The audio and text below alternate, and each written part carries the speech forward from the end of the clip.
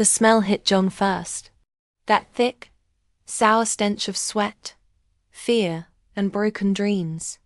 It hung in the air like a dirty blanket, clinging to everything in this godforsaken place. He pulled his jacket tighter around his shoulders, trying to block out the noise and chaos surrounding him. This wasn't his kind of place. Hell, this wasn't anyone's kind of place unless you were desperate, crazy, or both. The black market bazaar stretched out before him like a nightmare made real. Neon signs buzzed and flickered overhead, casting sick colors across the crowd. Red, blue, green. All of them too bright, too harsh, like they were trying to hide something ugly underneath. John's boots made soft sounds against the dusty metal floor as he walked deeper into the maze of stalls. Vendors called out in a dozen different languages, their voices mixing together into one loud, annoying buzz. Some sold weapons that looked like they'd blow up in your face.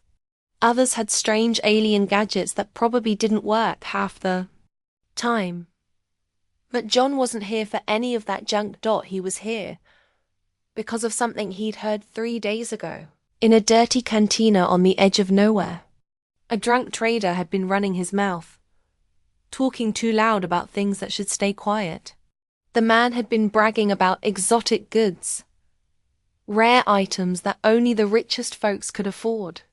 Slaves, the trader had slurred, his words thick, with cheap alcohol. Fighters, hybrids, whatever you want. If you got the credits, they got what you need. John had tried to forget those words, but they kept coming back to him. They haunted his dreams and followed him through his waking hours. He told himself he was just curious, that he didn't plan to buy anything. But deep down, he knew that was a lie. The real reason he was here had to do with one word the trader had whispered. Amazon.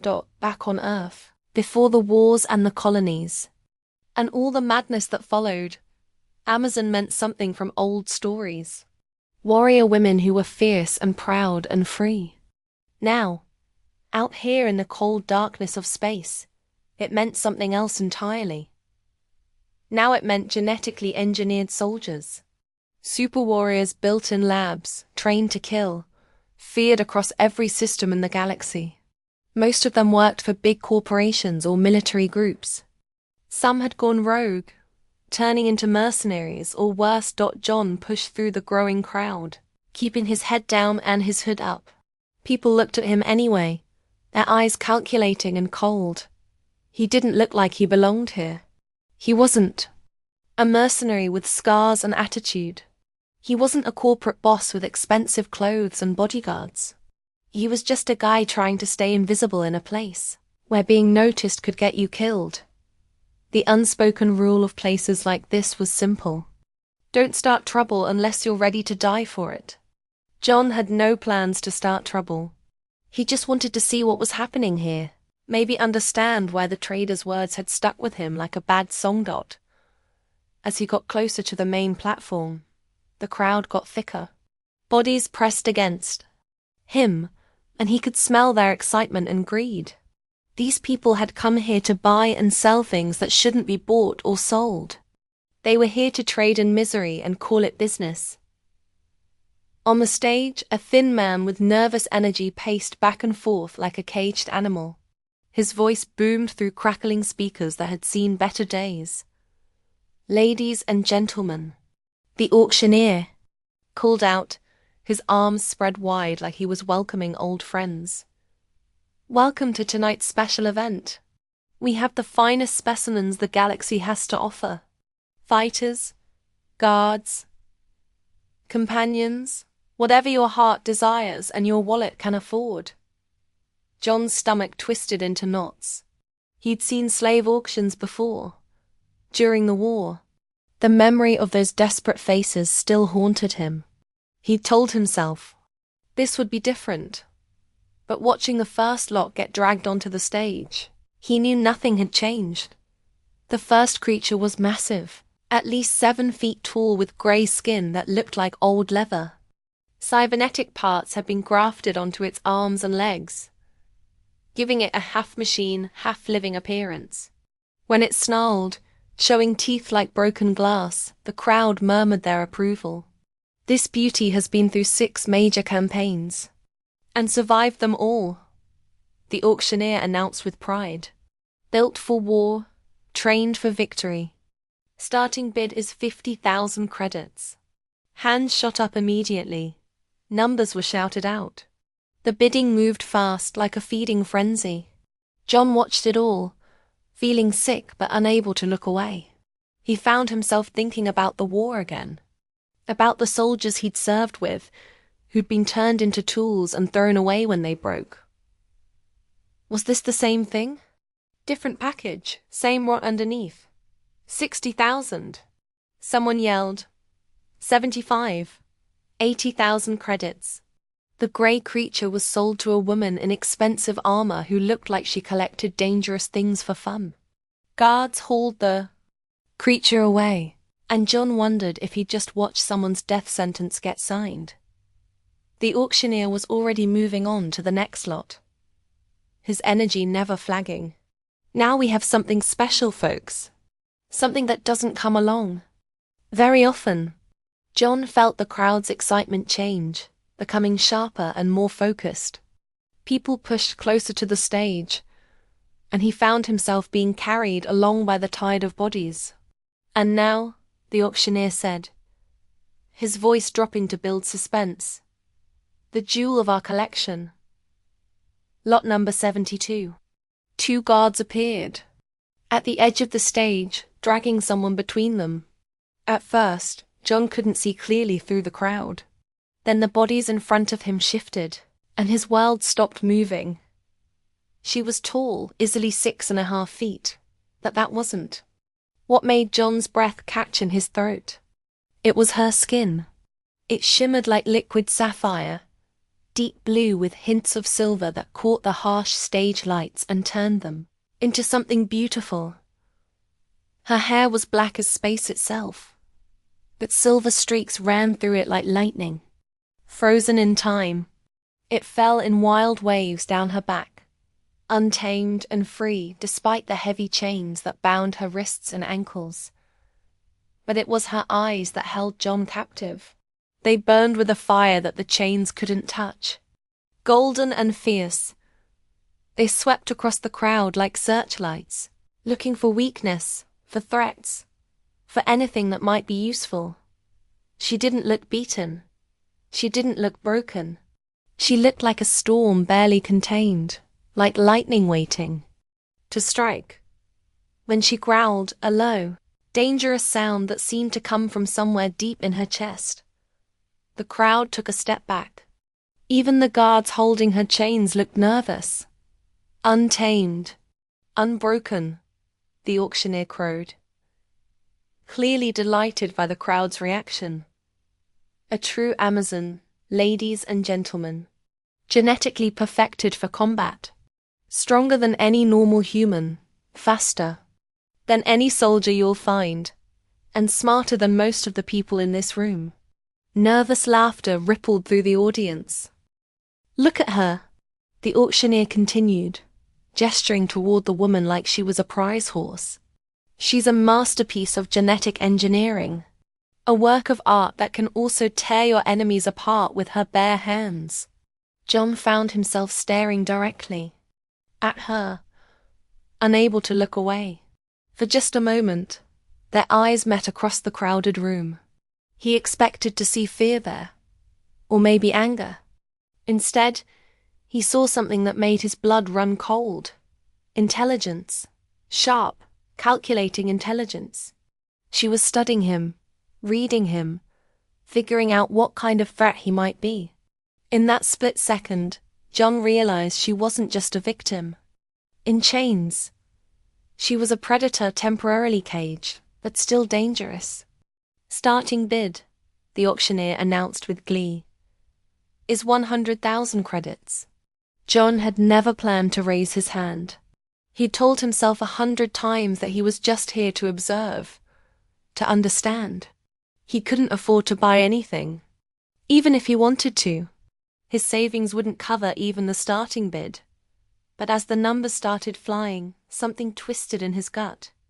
120,000. 150. 200,000 credits. Each number felt like a punch. To John's stomach. He watched the woman, Kyra, though he didn't know her name yet, standing proud and defiant despite the chains. She didn't beg or plead. She didn't show fear. She just stood there like a queen forced to endure the worst kind of humiliation. 250,000. The voice that shouted that number was deep and commanding. John turned to see a mountain of a man pushing through the crowd. He wore military-grade armor that probably cost more than John's ship, and his insignia marked him as corporate security. The kind of person who didn't take no for an answer, and had the firepower to back up his demands. The auctioneer's grin got wider. Excellent. Do we have 300,000? John's heart hammered against his ribs. He told himself to leave, to walk away before he did something stupid. But then he looked at her again, the Amazon, lot 72, and saw something. That made his decision for him. She was looking at him again, but this time it wasn't just analysis. There was something else in her golden eyes. A challenge, maybe, or a test. It was like she was asking him a question without words. What kind of person are you? 300,000. The words came out of John's mouth before his brain could. Stop them. The crowd went quiet for a moment, then erupted in whispers and pointing fingers. The armored man turned to look at him, his eyes narrow and calculating. John felt sweat running down his back. He was in way over his head, but he couldn't back down now. Not with her watching. Not with that question still hanging in the air between them. 350,000. The corporate soldier barked, his voice carrying the weight of authority and unlimited funding. John's hands were shaking. He didn't have that kind of money. He didn't have half that kind of money. But the thought of walking away, of leaving her, to be sold to someone who would see her as nothing more than a weapon to be used and discarded, made him feel sick. 400,000. The words exploded out of him like a gunshot. The silence that followed was deafening. Everyone stared at him. The auctioneer, the crowd, the corporate soldier. Even the Amazon herself seemed surprised by his bid. The armored man's face went dark with anger. For a moment, John thought he might challenge him to a fight right there, on the spot. But then the man seemed to think better of it. Maybe he decided John wasn't worth the trouble, or maybe he had other fish to fry. Going once, the auctioneer called out, his voice filled with excitement. John held his breath. Going twice. The crowd was dead silent now, everyone waiting to see what would happen next. Sold, to the gentleman with exquisite taste. The crowd exploded in whispers and laughter, but John barely heard them. His heart was pounding so hard, he thought it might burst out of his chest. He'd just spent money. He didn't have to buy a person. Something that went against everything he believed. What the hell had he done? Guards led the Amazon off the stage, and John watched her go, still struggling against her chains but walking with her head held high. Even in defeat, she carried herself like royalty. An hour later, the guards delivered her to John's ship. She didn't go quietly. She snarled and fought every step of the way, her movements controlled but filled with raw power that made the guards nervous. When they finally got her into the cargo hold and locked the door behind them, John could hear them talking in relieved voices as they walked away. Now she was his responsibility, his problem. His what? He couldn't bring himself to think of her as property, even though that's technically what she was according to the bill of sale, burning a hole in his pocket. Up close, She was even more impressive. Her blue skin didn't just shimmer, it seemed to glow with its own inner light. The silver streaks in her hair caught the dim cargo hold lights and turned them into something magical. She was beautiful in a way that was both alien and familiar, like a dream you couldn't quite remember. It was her eyes that held him captive. They burned with intelligence and fury, studying him like he was a puzzle she needed to solve. When she finally spoke, her voice was low and rough, like she wasn't used to talking. Why? It wasn't gratitude. It wasn't curiosity. It was a challenge. Plain and simple. She wanted to know what his game was, what he planned to do with her. John hesitated, not sure how to answer. How could he explain something he didn't fully understand himself? Finally, he said the only thing that felt true. Because no one else should own you. Her lips curved into something that might have been a smile, but it felt more like a warning. Like she was saying, "We'll see about that." As the ship's doors sealed behind them, and the engines hummed to life, John realized he had no plan. No credits left. No idea how to handle the dangerous woman now standing in his cargo hold. All he knew was that his life had just taken a hard turn into unknown territory, and he wasn't sure if he'd ever find his way back to solid ground. The hum of the freighter's engines filled the silence as John leaned against the control panel, trying to catch his breath and figure out what to do next. The woman, Lot 72, though he couldn't bring himself to think of her that way, sat in the farthest corner of the cargo hold, her chain still locked tight around her wrists and ankles. She hadn't spoken again since that single cut-in. Question. John glanced at her through the security monitor, uncertain whether the quiet was a blessing or a warning. Her piercing gaze followed his every movement, unblinking and sharp like a hunter watching prey. After a while, John worked up the courage to enter the cargo hold. He moved slowly, keeping his hands visible and his voice calm. "You hungry?"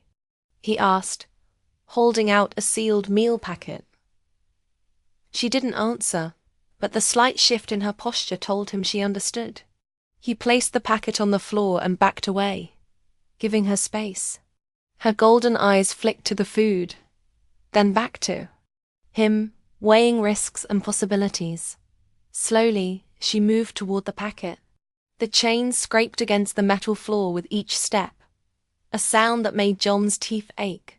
She tore open the packet with fierce efficiency, sniffing its contents before devouring it in quick, hungry bites. John tried not to stare, but he couldn't help noticing how precise her movements were. Nothing wasted. Every motion had a purpose. Even eating was like watching a predator in action. "I'm John," he said, keeping his tone friendly and non-threatening. "Do you have a name?" She didn't respond, just continued eating with that same focused intensity. "Okay," John muttered under his breath. "Silent treatment it is." He turned back to the control panel, his fingers tapping nervous patterns against the metal surface. What was he supposed to do now? The auctioneer hadn't provided a manual for dealing with angry, genetically engineered warriors. Hell, he wasn't even sure how to talk to her without making things worse. The sudden clatter of metal made him spin around. The woman was standing, and the shackles that had been around her wrists were lying broken on the floor like twisted toys. "Damn it," John muttered, his hand moving instinctively toward the plasma baton clipped to his belt. He stopped himself before drawing it. A weapon wouldn't help here. It would only make things worse. "I'm not your enemy," he said, keeping his voice steady despite the fear hammering in his chest.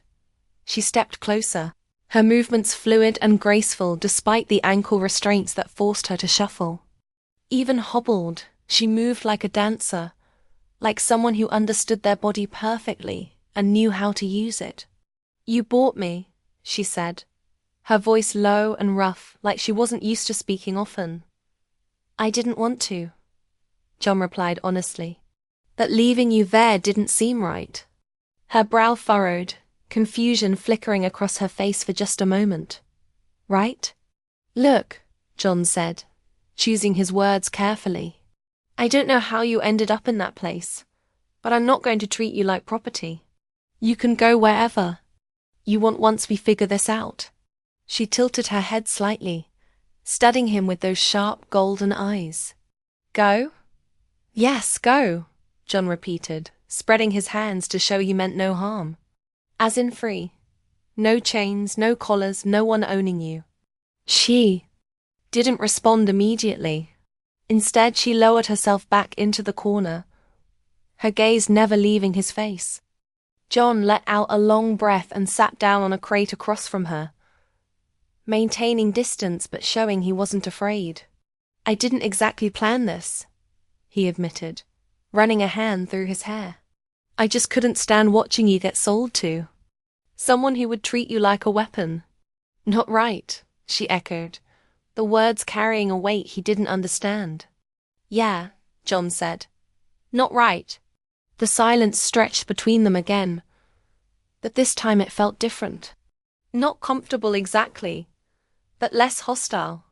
John studied her face, noting the sharp cheekbones and strong jawline that spoke of both alien heritage and human features.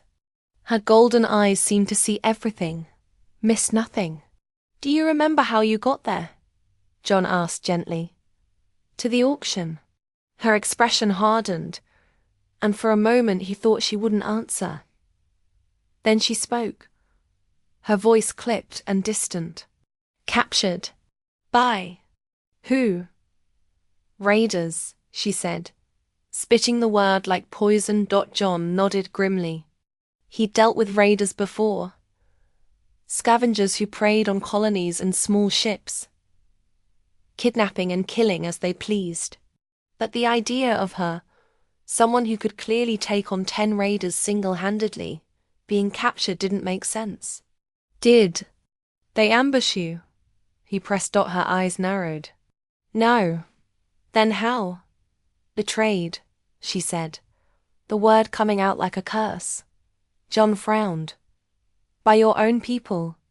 She didn't answer, but the way her jaw tightened told him everything he needed to know. Sounds like we've got something in common, John said quietly. She raised an eyebrow, the first hint of curiosity breaking through her guarded expression. Been betrayed too, he admitted, leaning back against the crate. By people I trusted. It's why I'm out here in this tin can, scraping by instead of living the life I thought I'd have. She studied him for a long moment, her expression unreadable. Finally, she asked, Why help me? John hesitated. The truth was, he didn't entirely know. Was it guilt over his own past? A sense of justice? Or something deeper? Something he wasn't ready to face? I guess I just don't like seeing people in chains, he said finally. Her eyes softened slightly, though her posture remained tense and ready for trouble. John, she said, as if testing the name on her tongue. Yeah, he replied, a small smile, tugging at the corner of his mouth. And you are. For a moment, he thought she wouldn't answer. Then she straightened, a trace of pride returning to her voice. Kyra, John nodded. Kyra, it's good to meet you. She didn't return the sentiment, but something flickered across her face. Respect, maybe, or at least acknowledgement that he was different from what she'd expected. John rose to his feet, stretching out the tension in his shoulders. Get some rest, he said. I'll figure out what we're doing next. Kyra watched him go, her golden eyes following his movements until he disappeared down the corridor. She didn't trust him. Not yet. Not completely. But for the first time since her capture, she felt something she'd almost forgotten how to feel. Hope. The ship continued its journey through the vast darkness of space, carrying 2 souls who had found each other in the most unlikely of circumstances. Neither of them knew what the future held, but for now, that was enough. Have to feel John felt a twinge of respect rise in his chest. It fits Hesed. Does it? Kyra's tone carried a faint edge of challenge. Yeah. John replied, you've got it in spades, whether you believe it or not. Kyra's lips twitched into what might have been the beginning of a smile, but it vanished before it could fully form. She shifted her focus to him, her gaze unrelenting. And you, John, what does it mean, caught off guard? John let out a short laugh. I think it just means guy from Earth, not exactly. Inspiring Q race and eyebrow names mean more than their words, they carry weight, purpose. John scratched the back of his neck, suddenly feeling exposed. Well, if mine is a purpose. I haven't figured it out yet, strange, Kyra said, leaning back slightly. You don't seem to know who you are. Her words hit harder than John expected. He opened his mouth to argue but stopped. She wasn't wrong, he did know what he was doing, why he was here, or what the hell he was supposed to do next. He deflected. All right. Then why didn't you tell me who you are? You mentioned raiders. What happened? Kyra's gaze darkened, her body tensing like a storm gathering on the horizon. For a moment John thought she might shut him out completely. Then, slowly, she began to speak. I fought for them, she said, her voice low but steady. Not the raiders, my people. I led them, protected them, gave them everything I had, and when the time came they gave me away. John frowned. Why? They wanted power, Kyra said, her tone sharp with disdain. And when I refused to be their weapon, they decided I was alienability. The weight of her words pressed down on the room. John could see the pain. She worked so hard to bury the betrayal that had cut her deeper than any wound ever could. Sounds like you got the short end of the stick, John said quietly. Kyra's eyes snapped to his, fierce and unyielding. It's not over, shit. Her voice carrying an edge of defiance. I will make them pay for what they've done. John leaned back, considering her words. Revenge, he asked. Justice, she corrected. There was no hesitation in her voice, no room for doubt.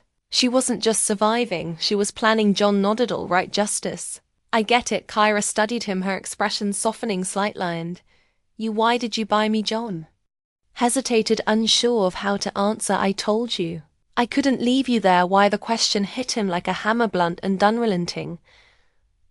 He didn't know how to explain the strange he'd felt at the auction, the inexplicable urge to sever her. I guess I've seen too many people chained up, treated like things, he said finally. I couldn't let it happen again. Kyra's gaze lingered on him, searching for something. Whatever she found, it seemed to satisfy her. Because she nodded. Then you're not as lost as you think, she said. John blinked, caught off guard by the unexpected compliment. Or was it a challenge? Kyra stood, her movements fluid and purposeful. She turned toward the door, her posture as commanding as ever. Where are you going? John asked, his curiosity getting the better of him. To see what kind of ship I'm on, she replied without looking back. John watched her go, a strange mix of admiration and trepidation swirling in his chest. Kyra was unlike anyone he'd ever met, strong, enigmatic, and utterly unpredictable. For the first time in years, John felt a flicker of something he'd almost forgotten. It wasn't peace or even hope, it was purpose.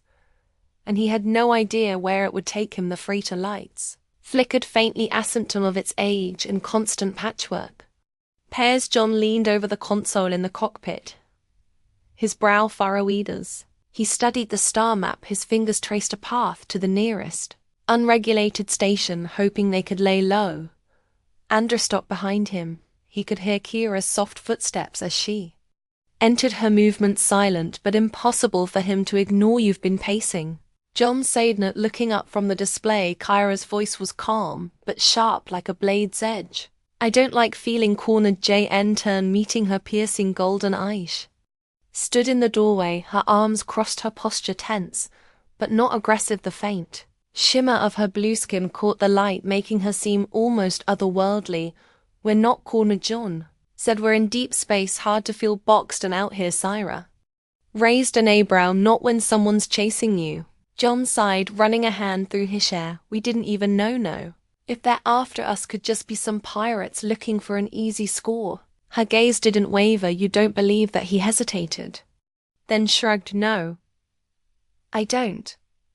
But I didn't have enough information to know what we're dealing with, so until we do, let's not assume we're doomed. Kyra stepped further into the cockpit, the tension in her shoulders easing slightly. You fought before, she said, her tone less accusatory now. Yeah, I fought, JN admitted. But not like you. Note up close. Her lips quirked in a faint smile, though it didn't quite reach her eyes. No one fights like me. The ship jolted suddenly, and an alarm blared. John spun back to the console, his fingers flying over the controls. What the hell? Syra leaned over his shoulder, her presence close enough that he could feel her warmth incoming. She said, her voice steady. I can see that. John muttered, his tone tight, as he adjusted the ship's trajectory. The radar displayed a small, fast-moving craft heading straight for them. Fair locking on, Kira said. John cursed under his breath. They gotta grapple. If he latch on, they won't. Kyra interrupted, her voice cold and firm. John glanced at her. You sound awfully confident. I've dealt with worse, she said simply before he could respond. The ship jolted again, harder this time. That proximity alarm wailed as the pursuing craft latched onto the freighter. John slammed a fist on the console. Damn it. There. Boarding. Kyra straightened, her golden eyes narrowing. Open the hatch. What are you, crazy? She turned to him, her gaze as steady as her voice. Open it. I'll handle them. John hesitated, his instinct swearing with the sheer audacity of her request, but something in her expression, calm confidence, the absolute AB certainty, convinced him. This is insane, he muttered, keying the controls to depressurize the airlock. Syra moved to the hatch, her posture loose but ready. When the door slid open, 3 figures and armored suits rushed in, their weapons raised. The first didn't even see a move. 1 second, he was stepping forward, and the next, Kyra's fist connected with his chest. The force-off blow sent him sprawling back into the bulkhead, his weapon clattering to the floor. The second attacker raised their rifle, but Kyra was faster. She spun, grabbing the barrel and twisting it sharply, disarming them with a single fluid motion. She swung the weapon like a club, knocking the second figure unconscious with a single strike. The third hesitated, their weapon trembling in their hands. Kyra turned to them, her expression, I see leave, she said, her voice a dangerous whisper. They didn't need to be told twice. The last attacker bolted, scrambling back to their craft. Kyra stood in the now empty airlock, her chest rising and falling with controlled breaths. She tossed the rifle onto the floor, the sound echoing in the silence. John stepped forward cautiously, his eyes wide. Remind me never to piss you off. Kyra smirked, a faint flicker of amusement breaking through her stoicism. Smart man. John gestured to the unconscious attackers. What do we do with them? Dump them, Kyra said flatly. John stared at her. You're serious? They'll live, she said, her tone indifferent. John exhaled slowly. All right, but you're helping me haul them to the airlock. Kyra nodded and stepped closer, her movements smooth and purposeful as they worked. John couldn't help but glance at her out of the corner of his eye. She was striking, not just in her appearance, but in the way she carried herself, every action efficient and deliberate. When the attackers were finally dealt with, John leaned against the wall, wiping sweat from his brow. You know, he said, his tone lighter now. For someone who says she's not a weapon, you're pretty damn good at acting like one. Kyra turned to him, her golden eyes meeting his for a moment. Neither of them spoke. Then she stepped closer, her voice softer than he expected. There's a difference between being a weapon and knowing how to fight. John nodded, her words sinking in. Fair enough. As she stood there, the tension in the room shifted. The intensity that had defined their interactions so far gave way to something subtler, something unspoken. Thank you, JN said quietly. Kyra raised an eyebrow. For what? For saving my ass, he said with a faint smile. She smirked, her gaze lingering on him. Try not to need saving so often. John chuckled, the sound easing some of the weight in the air. I'll work on it. For the first time, Kyra let out a small or soft but genuine. It caught John off guard, and he found himself smiling without meaning to. Come on, she said, turning toward the cockpit. Let's figure out who's really after us. As John followed her, he couldn't shake the feeling that despite the danger, He weighs exactly where he needed to be. The freighter cockpit was steeped in the soft glow of its control panels, casting faint shadows across the cramped space. John leaned over the console, his fingers tapping a steady rhythm against the metal as he tried to make sense of the situation. The attackers hadn't left much to go on. No insignias, no sea chatter, and no identifying marks on their equipment. Kyra sat across from him, her long legs stretched out and her posture deceptively relaxed. She turned the discarded rifle over in her hands, inspecting it with a critical eye. Custom-made, she said, her voice cutting through the silence. Not standard issue, someone paid a lot for this. John frowned. So not random. Raiders, no, she said, setting the weapon aside. This was planned. He let out a slow breath, running a hand through his hair. Plan for you. Kira's golden eyes flicked to him, assessing. Does it matter? John shrugged. It does if we're both in trouble for different reasons. I've pissed off my share of people, but no one with this kind of reach. Kira didn't answer right away. Instead, she reached for the hole off-screen, pulling up a map of nearby systems. Whoever they are, they won't stop with one failed attempt. We need to figure out what they want before they find us again. Johan nodded, his gaze lingering on her. You always this calm under pressure. Kira smirked faintly, the expression making her look less like a warrior and more like someone who might have once known peace. I've had practice before, John could reply. The calm system crackled to life. A voice cold and mechanical filled the cockpit. 3x47. This is a courtesy warning. Surrender the cargo you acquired at the Euronis Bazaar, and no harm will come to you. John's stomach tightened. He exchanged a glance with Kira, who had already risen from her seat, her body taut with tension. They're tracking us, she said, her voice low. John, key the calms, and if I didn't surrender, then your ship becomes debris. The voice replied, unfeeling. Good to know. John muttered, cutting the connection. He turned to Kyra. Any chance you have a brilliant idea? Her lips pressed into a thin line. How far are we from the nearest jump point? Too far to outrun them, John said, scanning their redoubts. The incoming ship was closing fast. Kira stepped closer, her presence steadying. And we don't run, we fight. With what harsh language? She ignored the sarcasm, her gaze sharp. If they want me, let them think they're getting what they came for. John stared at her. What are you suggesting? A trap?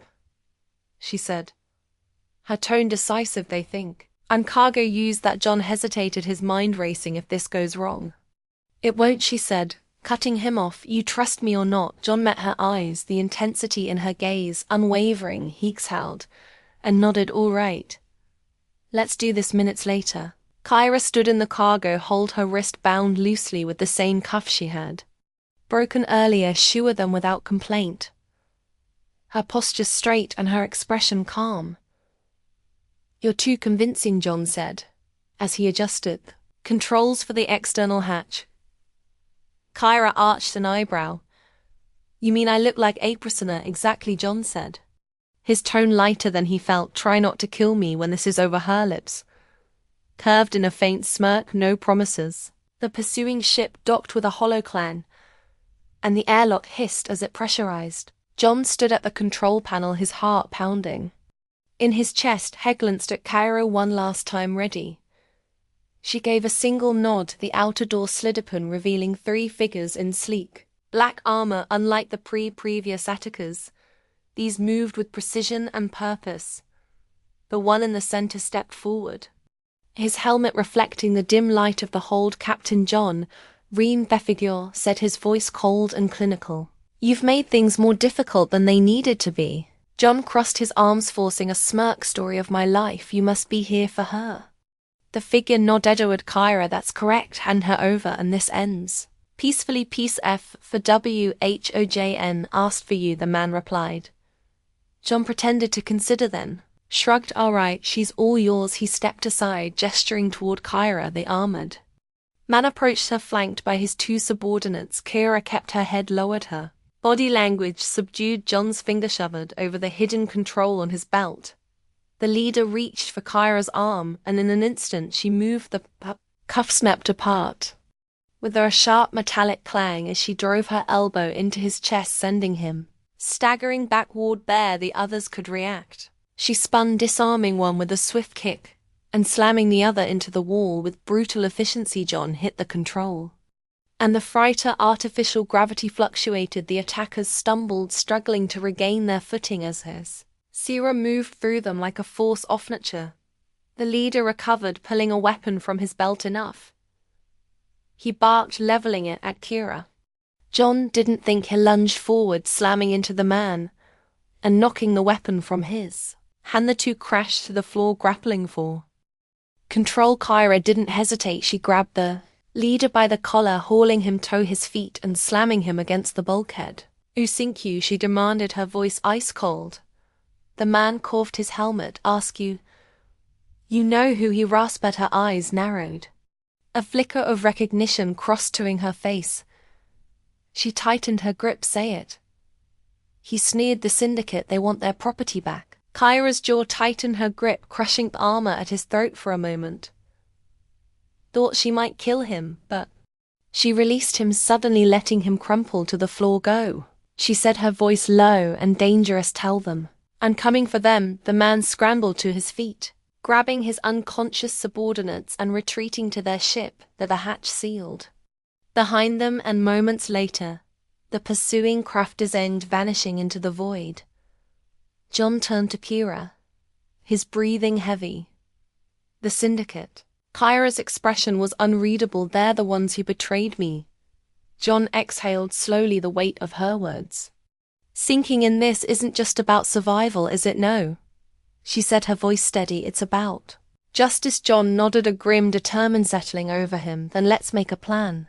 Sierra met his gaze, and for the first time saw something more than defiance in her eyes. He saw trust. "Together," she said. John smiled faintly. Together, the freighter floated in the quiet darkness of uncharted space, its engines idling as John and Kira stood in the dimly lit cargo hold. The Syndicate's name lingered between them, an unspoken weight pressing down like a storm, waiting to break. Surveilled against a stack of crates, her golden eyes distant. She had been silent since their pursuers fled, lost in thought, as if for tracing a path only she could see. Her normally unshakable demeanor now carried a shadow of uncertainty. John broke the silence.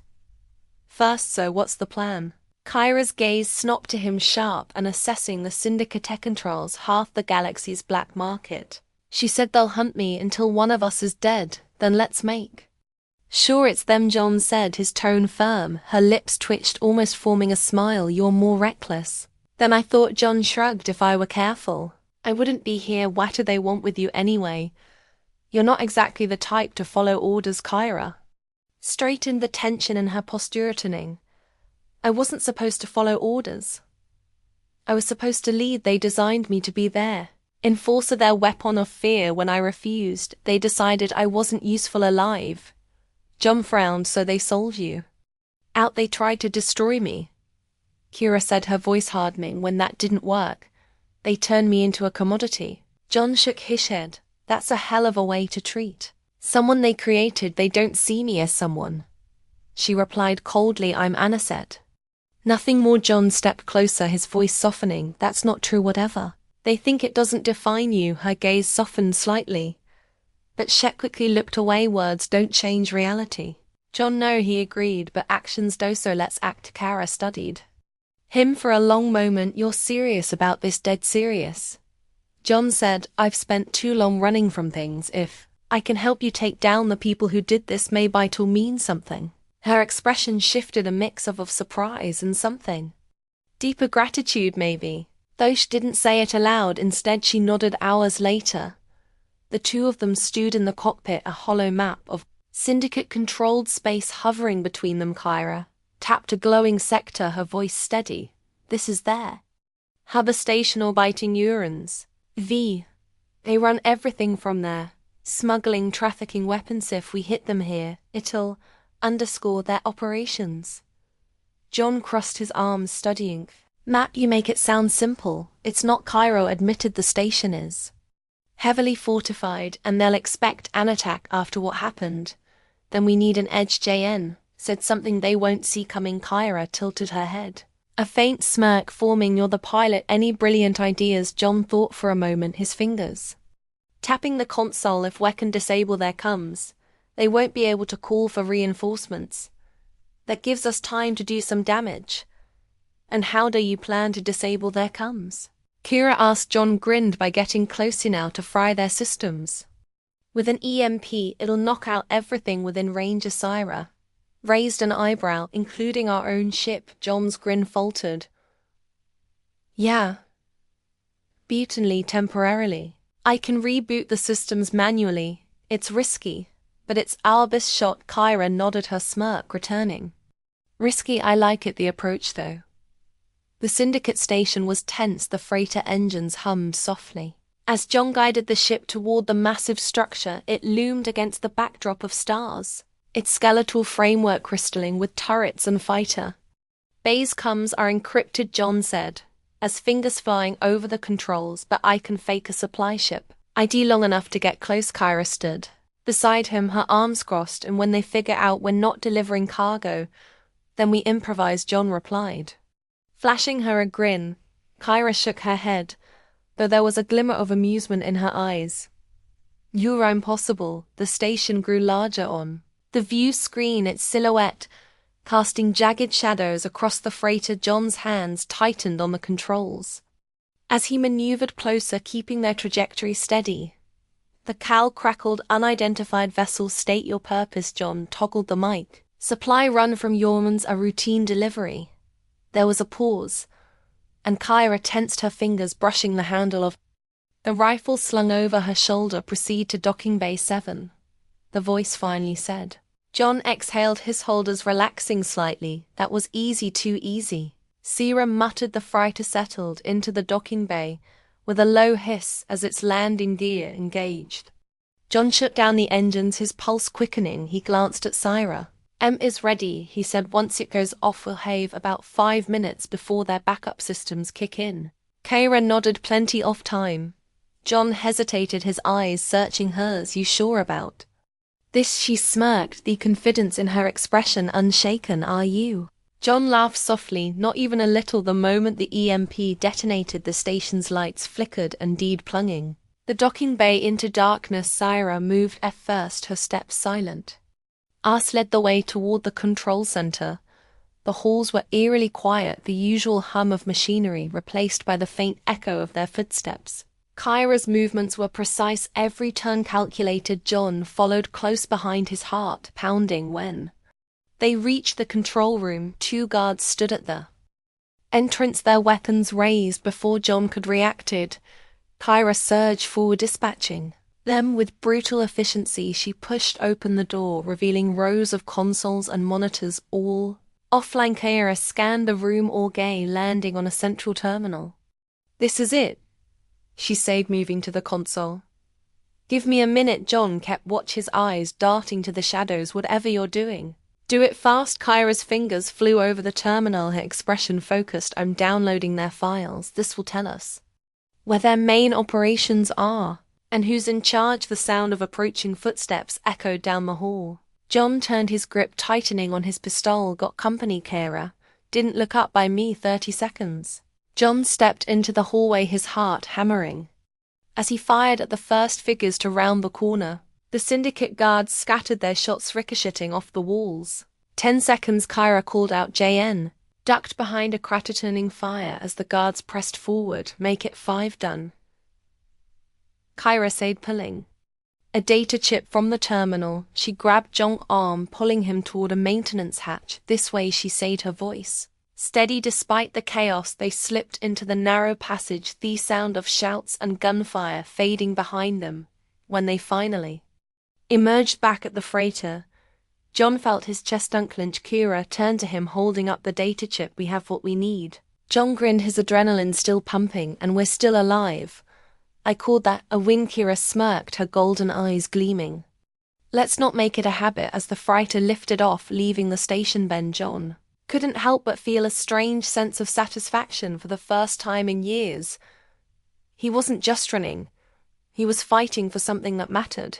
And he wasn't doing it alone. The freighter streaked through the darkness of hyperspace, its engines humming a steady tune. John stood at the console, his fingers brushing over the edges of the day to chip. Kira had retrieved from the Syndicate's terminal tiny piece of tech was deceptively small, holding within it the names, locations, and operations of a criminal empire across the cockpit. Syra leaned against the wall, her golden eyes fixed in the stars stretching endlessly outside the viewport. She hadn't said much since they'd escaped the station, but her silence wasn't cold. It was contemplative, as though she were trying to shape the path ahead. John finally broke the silence. This chip could dismantle everything they've built. Kyra turned her head.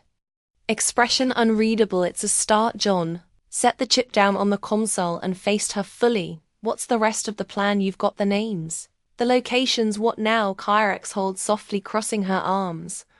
We use it, expose their networks, turn their allies against them, dismantle them piece by piece. That's a lot to take on for two people in a freighter held together with duct tape, JN said, though his tone was more curious than doubtful. Kyra allowed a faint smirk to form. You're not afraid, are you, John?